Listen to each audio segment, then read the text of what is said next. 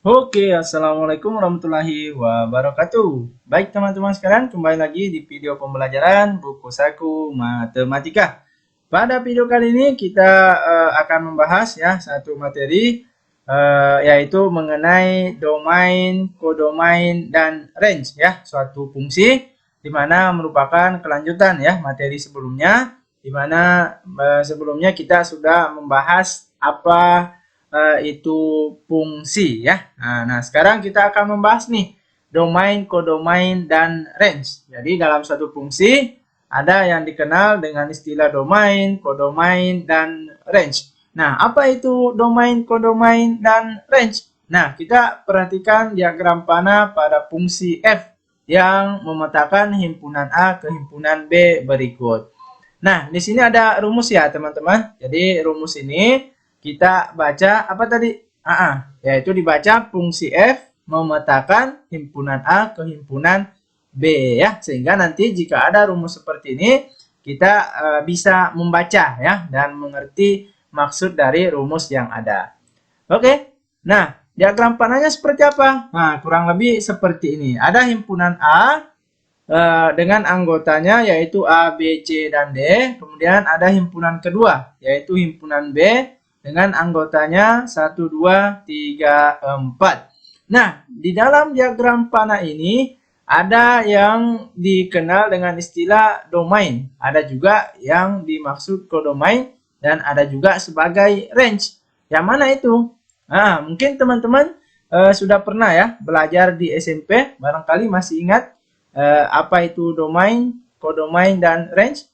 Nah, yang A, B, C, D ini ya, jadi yang A, B, C, D ini anggota himpunan A itu dikatakan sebagai domain, gitu ya. Nah, kalau itu domain, berarti kodomainnya yang mana? Berarti yang ini ya, anggota himpunan B, yaitu 1, 2, 3, dan 4. Maka inilah yang dikatakan sebagai kodomain. Kemudian range-nya yang mana? Nah, range-nya yaitu yang ini teman-teman ya, 1, 2, 3. Jadi 1, 2, 3 ini itulah yang dikatakan sebagai range ya. Nah, sekarang apa maksud dari domain, kodomain, dan range itu sendiri? Nah, kita bahas. Nah, sekarang perhatikan yang A, B, C, D tadi itu kita katakan sebagai domain. Kenapa? Berarti dari sini kita bisa simpulkan bahwa domain itu atau biasa juga dikenal dengan daerah asal ya. Nah, jadi domain biasa juga dikenal sebagai daerah asal, yaitu semua anggota himpunan pertama pada suatu fungsi ya. Jadi semua anggota himpunan pertama pada suatu fungsi. Nah, kebetulan di diagram panah ini himpunan pertamanya adalah himpunan A ya, dengan anggotanya A, B, C, dan D. Maka semua anggota himpunan A inilah yang dikatakan sebagai domain atau daerah asal. Gitu ya. Nah, sekarang domain sudah kita tahu nih pengertiannya. Nah, sekarang kodomain apa kira-kira? Kalau kodomain biasa dikenal dengan istilah daerah kawan. Apa itu? Tadi sudah kita analisis bahwa 1, 2, 3, 4 ini sebagai daerah kawan. 1, 2, 3, 4 ini sebagai apa? Berarti itu semua adalah anggota himpunan kedua. Maka kita katakan domain atau daerah kawan yaitu semua anggota himpunan kedua pada suatu fungsi ya. Nah, jelas berarti ya perbedaan antara domain dan kodomain. Nah, sekarang range. Kalau range apa lagi itu kira-kira? Kalau range biasa dikenal juga dengan daerah hasil ya. Nah, jadi dibedakan ya, domain itu tadi apa? Daerah asal, kalau kodomain daerah kawan, sedangkan range adalah daerah hasil. Nah, dari analisis tadi yang dikatakan sebagai range yaitu 1, 2, 3 saja. Kenapa kira-kira? Karena range itu atau daerah hasil yaitu semua anggota himpunan kedua yang memiliki pasangan di himpunan pertama ya. Jadi tidak semua anggota himpunan kedua dianggap sebagai range. Tapi yang dianggap sebagai range atau daerah hasil hanya anggota yang memiliki pasangan di himpunan pertama. Nah, dari diagram panah yang kita analisis tadi jelas ya bahwa satu memiliki pasangan ya di himpunan pertama. Bahkan ada dua nih pasangannya ya. Berarti satu ini sebagai range karena ada pasangannya. Begitu juga dua. Dua ada pasangannya yaitu C. Dan 3 juga memiliki pasangan yaitu A. Nah, kenapa 4 tidak dikatakan sebagai range? Karena 4 tidak memiliki pasangan ya di himpunan pertama. Sehingga yang dianggap sebagai range hanya 1, 2, dan 3, yaitu anggota himpunan kedua yang memiliki pasangan pada himpunan pertama. Gitu ya. Nah, jadi sampai di sini jelas kira-kira perbedaan apa itu domain, yang mana itu codomain, dan apa itu range ya. Nah, oke. Jadi ini secara pengertian teman-teman ya, perbedaan antara domain, codomain, dan range. Nah, untuk lebih jelasnya kita bahas satu contoh soal. Contoh soal. Nah, perhatikan diagram panah fungsi F yang memetakan himpunan A ke himpunan B berikut. Himpunan A anggotanya 1, 2, 3. Himpunan B anggotanya A, B, C, D, dan E. Maka tentukanlah domain, codomain, dan range dari fungsi di atas. Nah, dari pembahasan tadi, teman-teman tentu sudah bisa nih menentukan domain, codomain, dan range-nya ya. Oke, yang mana kira-kira? Berarti domain atau daerah asalnya yang mana nih? Daerah asal atau domain itu semua anggota himpunan pertama.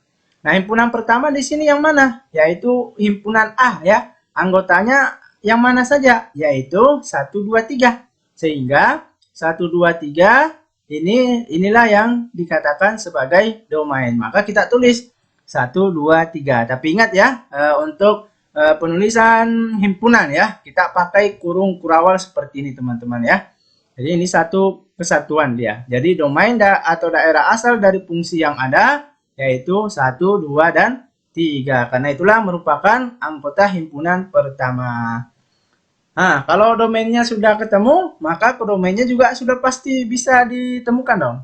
Yang mana kira-kira?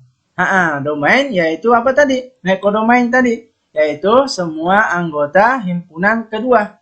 Nah, himpunan keduanya di sini kan himpunan B.